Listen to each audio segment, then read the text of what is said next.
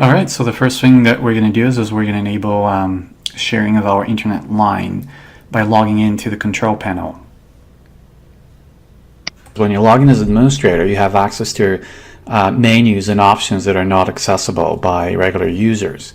So in this case, what we want to do is we want to set up the unit. So in order to set up the unit, we have to log in as administrator.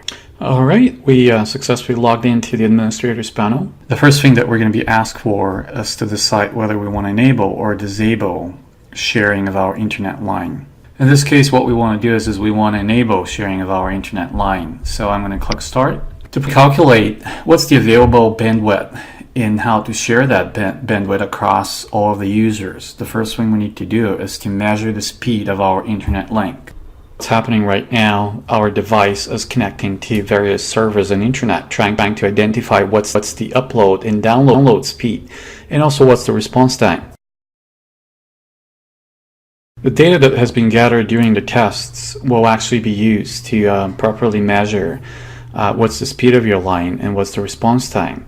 This way you can balance the load in a better way and basically achieve a better performance for each single user, because you actually know what's the real speed of your line. And at the very bottom of the screen, we got to choose the method of sharing our bandwidth. Basically, there are two options right now. The first option is to set up a limit, which is basically hard cap limit, and you say, okay, I don't want to share more than, say, 10% of my line or 10 megabits per second or whatever it's available, but you set it up manually. In this case, you just have to click on Set Limit.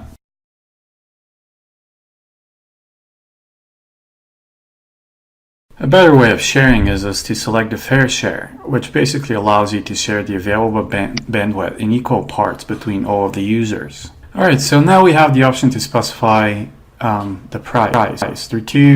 Basically, there are two ways to specify how much we're going to charge for accessing our internet line. The first option is to specify pay per use, which is basically if someone wants to use our internet line just for 60 minutes, then he's going to pay, say, $1. Or alternatively, he can just go for subscription, which would basically be a payment per month, week. Alright, well, what I'm going to do is I'm going to specify 30 cents per 60 minutes for those that they're going to be using the internet line on a one-off basis, and $1 for each 24 hours. And here on the right side under subscription, I'm going to specify what's going to be the cost for 1 month of access to my internet line. In this case, I'm going to specify $20, $7 a week, a maximum data traffic that one user can generate on a daily basis, 150 megabytes, and up to 1500 megabytes per month. I'm going to enter my PayPal user ID, click Submit. On the next page, we're asked to confirm the settings by making sure the price and the billing information provided is correct. Alright, sharing of internet line was activated successfully. I'm going to click OK, and we're going to take a look at what it looks like from user's perspective. Alright, so if I'm the user,